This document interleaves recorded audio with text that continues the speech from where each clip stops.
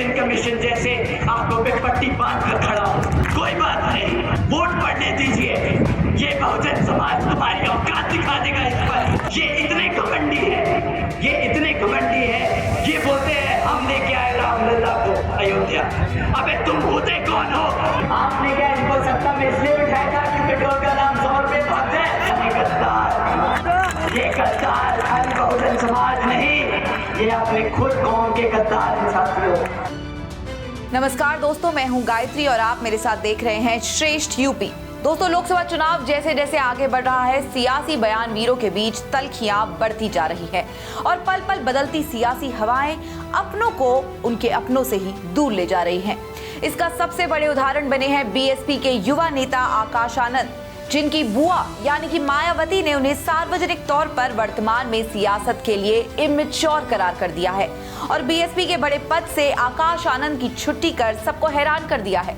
मायावती के इस फैसले की आखिरी असली वजह क्या है, क्यों वो अपने उत्तराधिकारी के ही खिलाफ चली गई है, इन तमाम सवालों के सटीक जवाब जानिए। आकाश आनंद पर बीएसपी सुप्रीमो मायावती ने बड़ी कार्रवाई की है और इशारों में बता दिया है कि आकाश आनंद न सिर्फ अभी मायावती के उत्तराधिकारी बनने के लिए इमेच्योर यानी कि अपरिपक्व है, बल्कि वो अभी पार्टी के नेशनल कोऑर्डिनेटर के पद पर भी बने रहने के लिए परिपक्व यानी कि मैच्योर नहीं हुए हैं। अब सवाल उठता है कि मायावती के सगे भतीजे जिन आकाश आनंद की जनसभाओं में इतनी भीड़ उमड़ रही थी, जिन आकाश आनंद में जनता दिलचस्पी ले रही थी, जिन आकाश आनंद में बीएसपी को अपना भविष्य दिख रहा था, जिन आकाश आनंद में जनता बीएसपी का सियासी भविष्य आंक रही थी, आखिर फिर ऐसा क्या हुआ कि बुआ अपने भतीजे से इतनी खफा हो गई कि आनंद फानन में सार्वजनिक तौर पर मायावती ने अपने भतीजे को वर्तमान की राजनीति में अपरिपक्व करार दे दिया।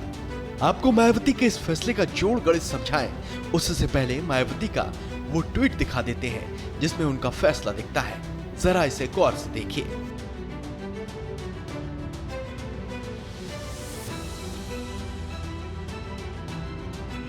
मायावती ने ट्वीट कर कहा है कि बीएसपी एक पार्टी के साथ ही बाबा साहेब के आत्मसम्मान, स्वाभिमान, सामाजिक परिवर्तन का मूवमेंट भी है, जिसके लिए काशीराम जी और मैंने खुद भी अपनी पूरी जिंदगी समर्पित की है और इसे गति देने के लिए नई पीढ़ी को भी तैयार किया जा रहा है। इसी क्रम में पार्टी में अन्य लोगों को आगे बढ़ाने के साथ ही आकाश आनंद को नेशनल कोऑर्डिनेटर और अपना उत्तराधिकारी घोषित किया, लेकिन पार्टी मूवमेंट के व्यापक हित में पूर्ण परिपक्वता यानी कि मैच्योरिटी आने तक अभी उन्हें इन दोनों अहम जिम्मेदारियों से अलग किया जा रहा है, जबकि उनके पिता यानी कि आकाश आनंद के पिता मतलब कि मायावती के भाई आनंद कुमार पार्टी और मूवमेंट में अपनी जिम्मेदारी पहले की तरह निभाते रहेंगे। मायावती का फैसला स्पष्ट है, मगर इस फैसले के पीछे की वजह क्या है उसे भी अभी समझेंगे, लेकिन उससे पहले आकाश आनंद का ये तेज तर्रार तेवर आपको दिखाते हैं। परंतु जब ये मन से हिंदू मुसलमान के लिए भड़काऊ भाषण देते हैं तो इलेक्शन कमीशन जैसे आंखों पे पट्टी बांध कर खड़ा हूँ। कोई बात नहीं, वोट पड़ने दीजिए। ये बहुजन समाज तुम्हारी औकात दिखा देगा इस पर। मंदिर इन्होंने नहीं, सुप्रीम कोर्ट ने बनवाया है।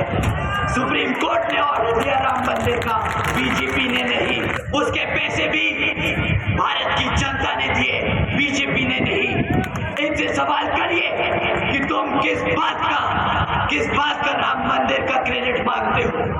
ये इतने घमंडी है, ये बोलते हैं हम लेके आए रामलला को अयोध्या।